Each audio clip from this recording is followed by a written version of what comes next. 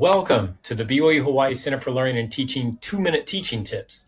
Today, we're going to introduce you quickly to the BYU Hawaii Framework for Learning and Teaching, and then I'm going to give you one tip to help you apply that framework broadly as you transition to online learning.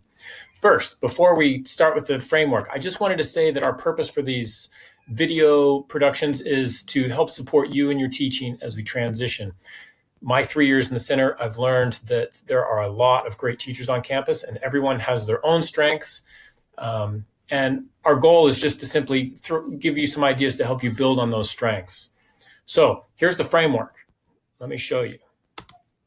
The framework consists of 3 processes: prepare, engage, and improve.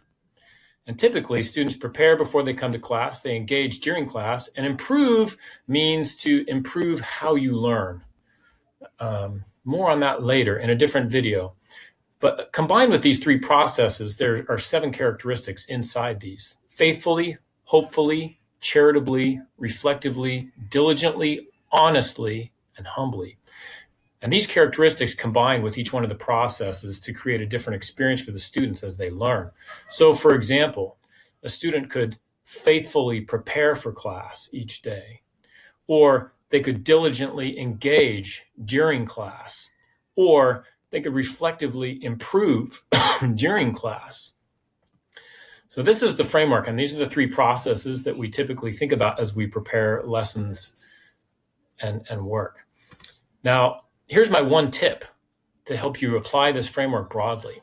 This is our Center for Learning and Teaching webpage that we have to help give some tips and pitfalls for transitioning to online learning. And I'm going to share with you the last one on this page. The last one says, make sure you add yourself to the course. And my tip is that each one of us lives these characteristics that are part of the BYU Hawaii Framework for Learning and Teaching. Each one of these 7, they're in the middle here. Each faculty member strives to live these. And we have to be present for our students, even in an online environment. We have to find ways to communicate with them so that they get to know us and they see our lives. Because as they see our lives and how we live, that affects the way that they learn and they know that we care about them. So there are many ways that you could do that on Canvas. There are, you can send them messages on a regular basis. You can create videos that you send to them. You can use Zoom to communicate with them live in a synchronous manner. You can use the conferences function. You can use the discussion board function. You can use responding on assignments through the speed grader.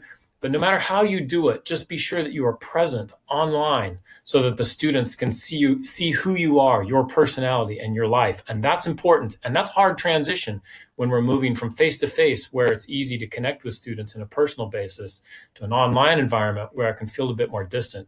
But students need to feel us and know who we are. So that's our 2-minute teaching tip for the day. Aloha and happy teaching.